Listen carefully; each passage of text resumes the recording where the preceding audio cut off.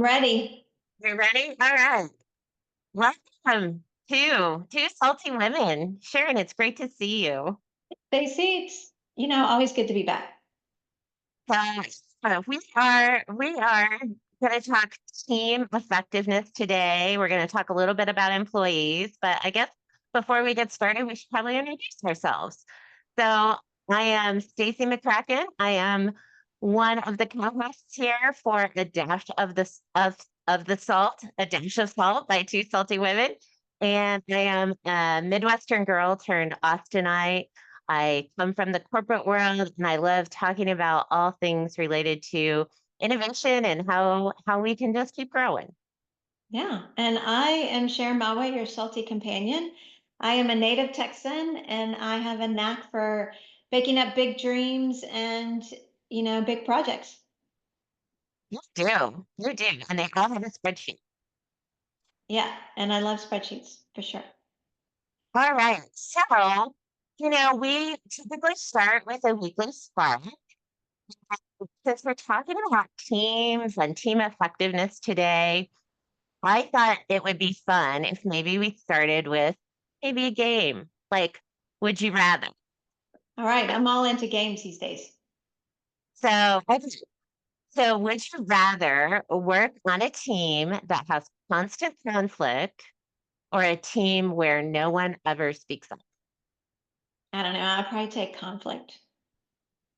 I I am a person who I what's the word I'm looking for? Like I'm a confrontational person. Much to, it's not always good to be confrontational, but how about you? Oh, team one is great, right? I've absolutely been on a team that had conflict all of the time. And I do not prefer conflict. And so, like, just heading into the office or into a meeting and knowing that there's just going to be conflict and conflict not for good reason. I think that's what it boils down to, right? Is that all for conflict if it's going to move us forward.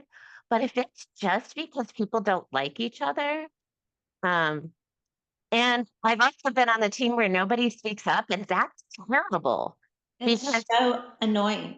Drives me it's bonkers. irresponsible because you know that not everybody agrees.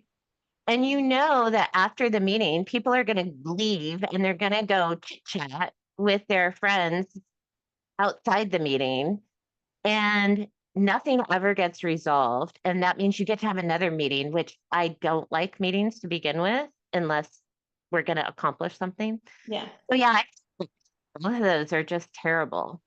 Um, so anyway, I would love to know from our listeners, right? I would love for them to comment on would you rather, right? Would you rather be on a team with conflict or would you rather be on a team where no one speaks up? Yeah. Well, I'm sure most of our listeners might think that, being on the team with conflict is worse. But I think today, Stacey, you're going to talk to us about the real dangers will come when teams are exhausted or disengaged, that no one speaks up at all. I just recently heard it was either a podcast or an article I wrote that are teams really exhausted or are they just lonely? So I look forward to, more are we going to be talking about today, Stacey? Oh, yeah, that's great. That's great. So, we're going to talk a little bit about the myth that great teams always get along, because I think that's a huge myth out there, which is, if you disagree, then you're not a good team player. And um, and then also talk a little bit about how to thrive and challenge ideas in a way that's productive, and then what the requirements are so that people and teams can actually feel like they can have those conversations, right? Yeah. And so those are just some things that I'd love for you and I to chat about today, because my guess is we have a little bit different perspective, just like, you're good with conflict and I don't prefer it, right? Um and so I thought maybe we'd get started. Can you kind of stories, Sharon. I was just thinking about you and I. We've worked together a long time. We've worked in a lot of different situations. Can you think of a time where you and I had maybe an epic team fail or maybe a lesson learned? I don't know about well, somewhat lesson learned, but if you recall, we went through a time when we started consolidating activities within our department. And that meant we went to one social media challenge for our department at the time. And myself, along with your direct employee, were managing the combined social media and going through this process. We had members in our team and our department that disagreed strongly with the route that your employee and I were taking, and was extremely vocal about it. But I think ultimately it came down to two things. One, I don't think they did not have a lot of experience in social media, and they thought everything had to be equitable, um, and represented equally within social media and not trending topics or events, as the case may be. And then the second issue that I had with that is, the loudest person ended up winning, in my opinion. And so our supervisors did not really take the appropriate measures to bring people together to resolve the conflict that was happening. They just wanted to hush hush everything, make the quickest fix, and move on. Well, I think I must have just, now that you've told that story, I totally remember that time. And I honestly just wanted to block all of that out. I mean, there's a reason why it was somebody on my team who was in the middle of that because I just wanted no part of it. But you're so right. And I remember it was just it was an unfortunate situation in that there was so much tension, there was so much energy that got consumed by not having a conversation and looking for that quick fix. And I think that energy drain becomes that element of, right? It leads to burnout. It leads to people disengaging, right? Because they just don't have the energy to give to certain situations anymore. So they just kind of abandon the conversation. And so I think that's a great example of just the the importance or the way the effectiveness of your team can be impacted, right? When you're not having productive conversations, when you're spending that energy, right? You've done so much to avoid direct conflict that rather than, and I guess I'd love to hear what your thoughts are because I think there's a perception that, and this gets into kind of that first element of psychological safety, right? Where psychological safety is feeling like it's okay to express an opinion. It's okay to ask questions. It's an environment where you don't feel like you're going to be attacked for having a differing um, idea or point of view. And so often I think that there's a perception out there that that you'll just agree with me, and if you don't agree with me, then we aren't being a good team together. And so I'm just curious, kind of what your thoughts are there. I think that's an excellent point. I think the situation was the person wanted to be right, and our leadership of our department, in my opinion, talking about psychological safety, I don't think understood the issue. This was not an expertise area of theirs either. So the environment and culture wasn't created to say, hey, how can we educate our department on what the goals and the strategy of having social media accounts are and what the objectives should be, and then talk about how we're meeting it for every program or product that we have in our department, and to use that as a learning environment. They I think people just felt the stress and the tension of the conflict and wanted to resolve that first and didn't really think about the strategies and the goals that we were trying to achieve instead. I agree. I agree. As you were describing it, it took me back to a time where I was on a multicultural team. I was on a global team, and so we had folks from all over the world as part of our team. And the boss, the CEO, was very quick to lose his temper. And so in meetings, so very results driven. And so if you kind of follow the insights discovery sort of pillars, right, of somebody with preferences for fiery red, it is fiery red, right? They want results, they want to move quickly, they want to make decisions. And they can lose their temper with folks who perhaps approach things from maybe a more introverted perspective. They're a little quieter. They are trying to maintain a relationship. So what happened is um, our guy who led our group in Japan would call me before our meetings because he didn't feel safe like communicating and giving his updates because he knew the boss would just get mad because that was his nature. And so he would call me and he would say, "Stacy, I need you to um, help lay the foundation so that I can bring up this really complex point without like it derailing the meeting." And so, he found a partner in the room, right, to create some. It gave him psychological safety to know that I was going to try to lay the groundwork because I sort of knew how to navigate the emotions in the room in order to invite him to contribute, right? And I think that had and it just demonstrated that, it doesn't matter whether you're an introvert or an extrovert or you're male or female, right? You can always feel that lack of psychological safety to express to challenge an idea or to disagree with your boss. And it can be detrimental, right? It can be detrimental to the strategy and it can be detrimental to getting work done. Yeah.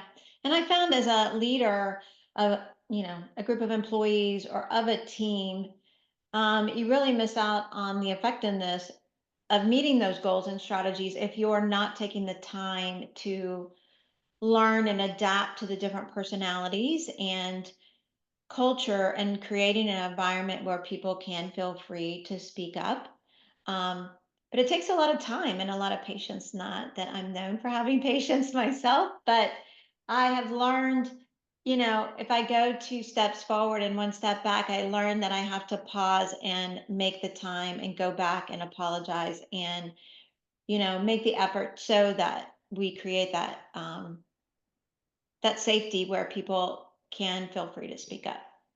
I think that point about being willing to apologize or be vulnerable and say, "Hey, I made a mistake," in order to build that trust, right? To create that safety so that people will start to believe, right, that they can bring their concerns up or challenge you in a discussion.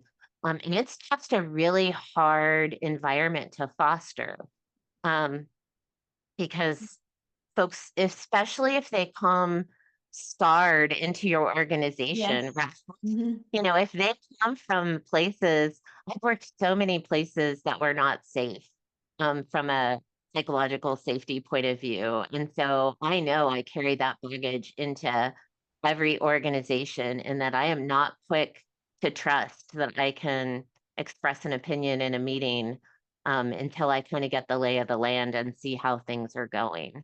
Um, and so, and if our whole teams are bringing in their own baggage, it just is that it takes that much more energy and that much more work Yeah, to create that environment for them. exactly. What are some of the do you have any tricks or tips or things that you do to try to create that safety in your team? I don't know that I want to offer tips or tricks because it is an area I struggle in because I am a driver.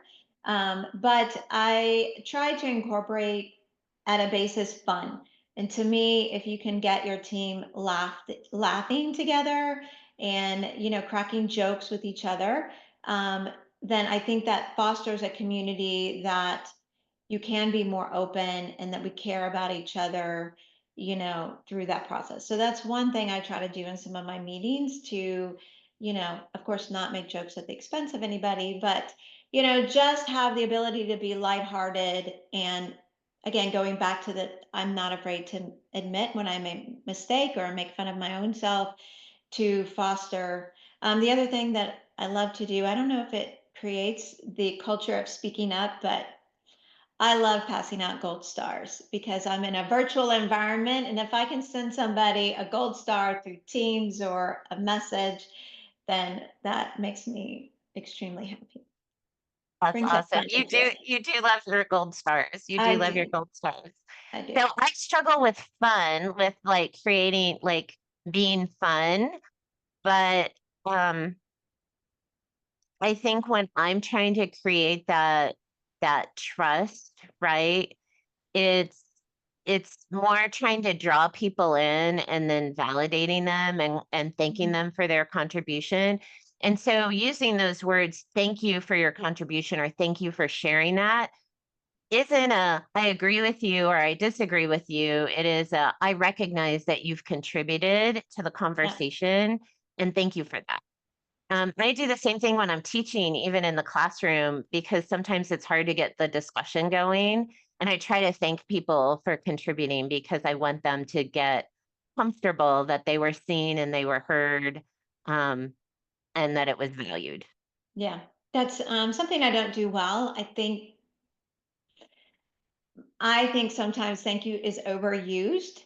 But I do agree that it's important to recognize people. I do my best to make an effort in teams, especially my employees or volunteers helping me in a project, um, to recognize their contribution to someone else.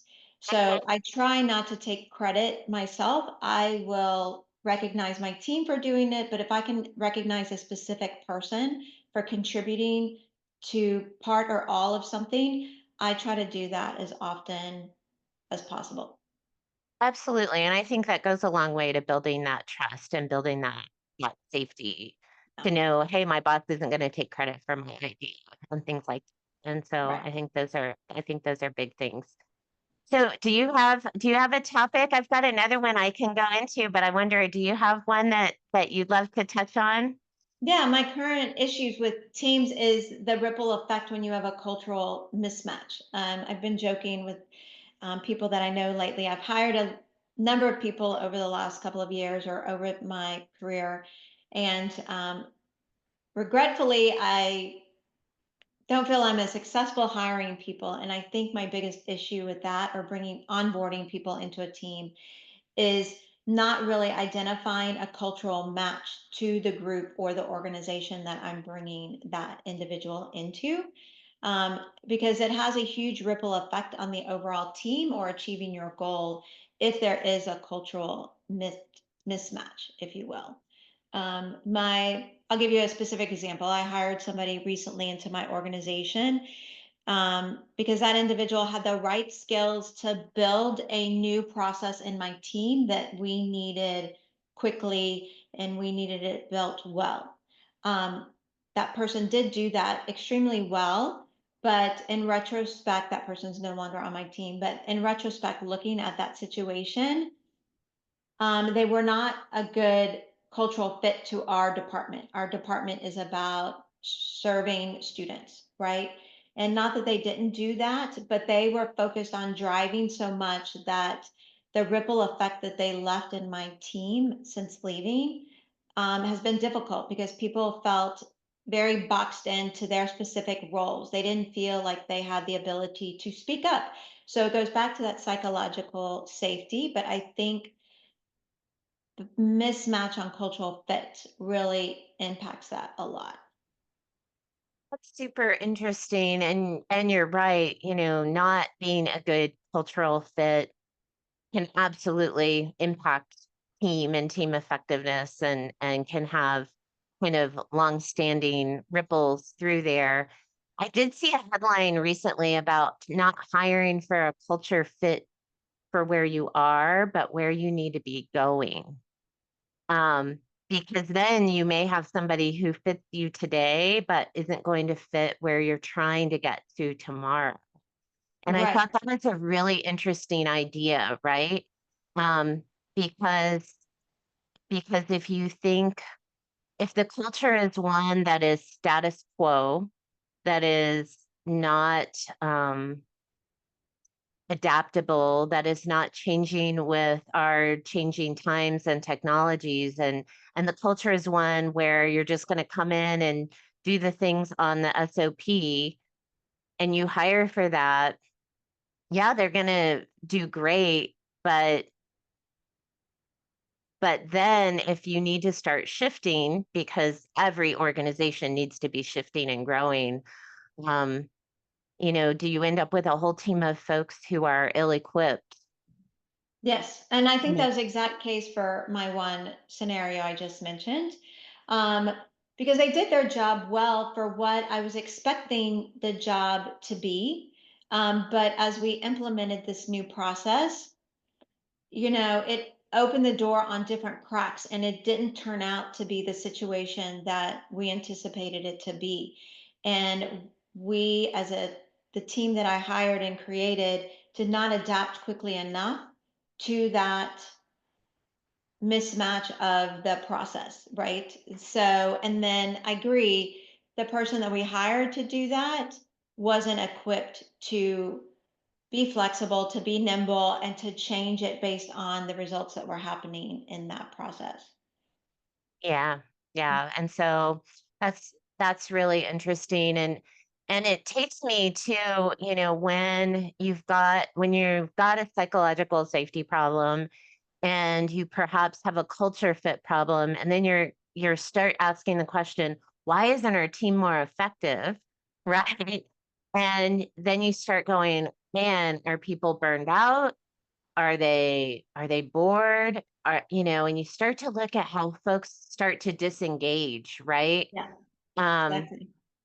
because if I don't feel safe, I'm probably not going to contribute in a meeting, right? Right, And so then I'm going to disengage. Um, and I'm probably not going to volunteer to collaborate with somebody else right, because why would I? Right? Maybe I don't get along with them because I'm not a good culturally, we don't have anything in common, or we just right. don't see the goals similarly. And so, I've read a lot lately about kind of the difference between, especially looking at employees and thinking about, disengagement is at an all-time high for employees and leaders. And, as the economy continues to kind of spiral and there's so much uncertainty out there, um, I have to imagine it's only going to make the situation even more difficult, right? The level of ambiguity and uncertainty is probably just going to increase that level of tension in the workplace. And then layoffs, all of the layoffs that have happened, right? So you've got smaller teams trying to do the same amount of work Yes.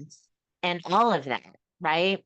And so I've been reading a lot about kind of the difference between being burned out and being bored out and Okay. thinking about what those look like. And part of it is because I've been both. I've been both at the same time. And so it might be helpful. I'm going to just reference something so that I get this right for everyone, because I'm sure a lot of people have heard burnout, right? And are familiar with sort of that term. And when you're burned out at work, you know, you are emotionally exhausted, right? You just feel overloaded. You feel like no matter how much I do, it's not enough, right? And so Yeah. that's that burnout situation. But burnout is actually a real thing too. And Sharon, have you ever heard that term, being bored out? Yes. I have been in jobs where the responsibilities are very cyclical And you go through a few iterations of that and you improve upon the process. But by the time you get to the third or fourth or fifth cycle, you're like, "Hmm, there's not that much more improvement than I can get." Yes. And we always like a good challenge, don't we? We do, right? And so I figured you'd be able to identify with that one because to Yeah. me, like the worst job in the world is to come in and I describe it as taking these 10 folders on the left-hand side of my desk, and my job is to move them to the right-hand side of my desk. Right. Exactly. And that's really all there is to it. And I have a very fixed process that I'm supposed to follow. And it is, I feel low value add, zero creativity. Um, it is just no longer, it doesn't feel meaningful, right? The Exactly. work is not meaningful. And so, that is boring. Yeah. And when you combine that bore out with being disengaged, right, from Hmm. your work because you maybe don't feel safe in the environment, there's so much uncertainty, right? It's just an incredibly horrible combination, right? Because Yeah. Well, I'll add to that combination, if you're talking about burnout versus not just bore out, but also if you add in the complexity of loneliness, which is impacting our nation since COVID hit, um, whether you have, whether everybody's a good cultural fit and you feel psychologically safety, you're using words like bored or I'm lonely. Your peers may or may not be receptive to that because they'll be like, why can't you find a challenge in your own job? Why can't you fix your own issue? Instead of, taking that situation and saying, hey, how can we readjust responsibilities to fit your skills and strengths, or, you know add new creative challenges to their environment to make it fun and engaging again. absolutely, absolutely. I have a few ideas, right, that folks can do as they're kind of moving through this situation of whether it be loneliness and isolation at work, right, or being burned out, being bored out. And one of the first things, and this should not be a surprise to anyone, is to start looking at your routines, right? Look at what you've fallen into the habit of doing. Um, because depending on how you start your day, whether you're getting enough sleep, the Sunday scaries, right? So the Sunday scaries, if you start thinking about work on Sunday and it just gives you this pit in your stomach where you're dreading going to work on Monday, like it's important to just take note of that, right? And Yeah. go, or maybe start reflecting like what's driving that? Is it the job itself? Is it a situation at work? Is it and start to just try to uncover what it is rather than just Yeah. lumping it all together. Have you ever had the Sunday scaries? I have a million times in different Oh roles. yeah. Yeah. And but making, as you said, making that effort instead of just dreading the Sunday um feeling is really taking the time to deep dive. What is it? Is it a big project I don't know how to tackle? Is it because I'm bored? So where can I find the challenge? Or is it because, like your friend in Japan didn't want to talk to that leader? So then you're afraid to do that. So really diving deep into figuring out the why is a great place to start. Yeah. And, another thing is about setting some boundaries. So I think that in a team, as we talk about employee effectiveness and team effectiveness and creating psychological safety and all of those things, like just thinking about what the boundaries are for those team meetings or for those conversations, when the workday begins and ends, how we're going to treat each other in meetings, how we're going to have conversations, how we respectfully disagree with each other, and and having those conversations to to honestly model and teach people who Right. have never worked someplace how you can disagree and do it in a way that's professional and productive. Yeah. Well, it's also about setting boundaries, and you kind of hinted upon there. Are you modeling, if you're telling your team, set boundaries? We have a leader in our department that talks about it can wait till tomorrow, right? And they practice that very well. But I realized myself as a leader, I I will work an extra hour to get something done because then that clears my mind. That is my boundary because I've learned I'm more effective if I can finish something versus thinking about it and staying awake all night to wait to do it tomorrow, right? But I realize if I'm emailing somebody at 8 o'clock at night, I don't want to set the precedence that that's what they should do because that's my boundary. I shouldn't set that expectation. So keeping those nuances is important, but you have to model, if you're talking about boundaries, you have to model it as well. You do, you do. Sometimes I use 'cause I have the same issue, which is I like to finish something that I'm working on, right? If I'm in the flow, if I'm in the groove, it's going to take me more energy to stop and restart than it is to finish. Yeah. And so I've actually started to use that delay send feature in my email so that it arrives at maybe 8 in the morning, even though I may be sending it at 8 at night, so that it it doesn't create the it creates the illusion that I didn't send it till 8 in the morning, right? Um, because I've had people work for me who they'll see it come in, and even though I tell them not to respond, they will anyway. Right. And Exactly. so I've used that delay send feature to try to help manage that a little bit. And I think that also managing your calendar a little bit and thinking about, like, as a leader, really reflecting what you're calling on your team to do. How many meetings do you have them sitting in? Are they productive meetings? Um, Noticing who's engaged, who gets to talk. Do all the same people talk all of the time?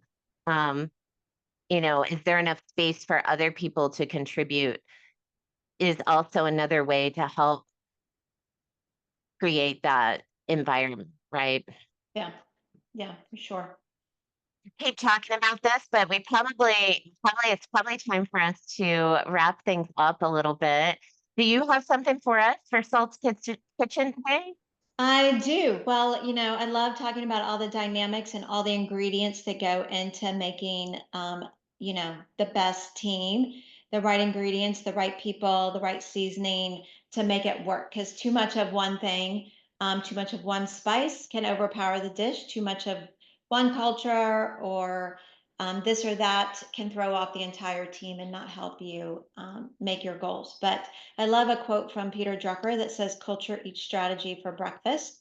Um, so no matter how talented our team is, if the culture is not right, success is hard to achieve. So finding a balance between psychological safety, ensuring people are not bored out or burned out, and that we all believe and adhere to the right culture and following the mission of the team.